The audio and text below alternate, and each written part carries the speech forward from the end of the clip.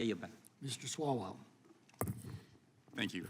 And thank you, Director, for There you are. the work that you and your team continue to do. And any shortcomings or issues with your team, I believe, are because we are asking you to do things that the law doesn't allow you to do. And that's a failure of us to put in place a comprehensive immigration policy that reflects the demand to come to America.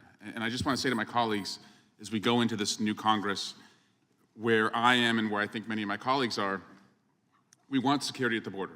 And where we can work with you to find security at the border, you will find in me an ally and a partner who will want to bring security at the border.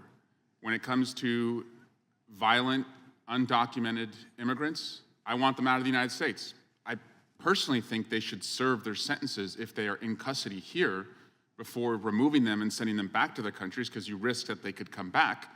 But if there are folks who have hurt people, put others in harm's way, have committed sexual assault, they should be gone. And I don't think you're going to find a lot of people on our side who are arguing for violent, undocumented immigrants to stay in the United States.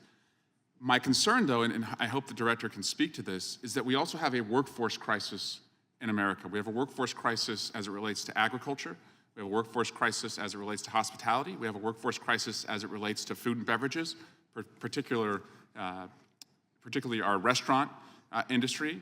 And so, Director, I ask, if there is going to be a massive deportation, as the President-elect has said he's going to do, what type of pressures will that put on you all to address and process legal immigration pathways? Could we actually harm ourselves if we don't do this right, if we don't prioritize violent offenders, if it's just a grab-all, catch-all? Could we affect our ability to attract the best and brightest to take the jobs where we have vacancies in the United States?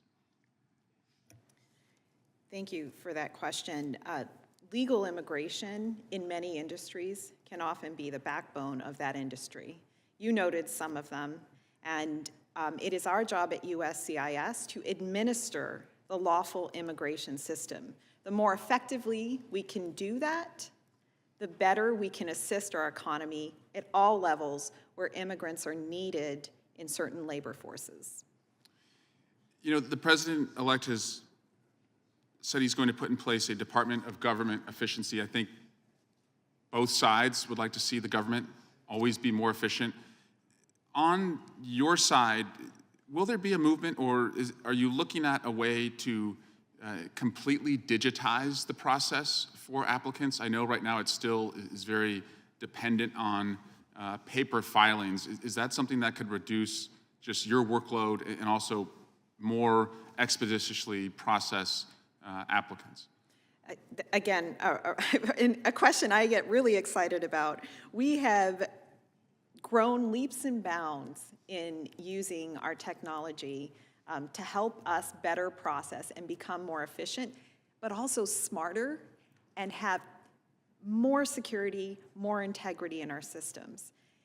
Instituting technology throughout our process is the #1 thing that we can do to make us work smarter, faster, and safer for the American people. And that's what we're doing. Great, thank you, Director. I also just want to point out to my colleagues, census data last week noted that my congressional district is the 8th wealthiest congressional district in the United States. I'm not doing much to contribute to that number, but many of my constituents are. And that reflects that 40% of my constituents were born outside of the United States. They come largely from places like India, Pakistan, Afghanistan, China, Korea, Philippines, and they reflect the best of our community, and they reflect a resilient mindset that has grown our local economy. And I'll just leave my colleagues with this. Recently, a foreign minister of another country told me the population of the United States is 3 billion people. And I thought that he had misspoken. I said, actually, sir, it's closer to somewhere between 300 and 400 million.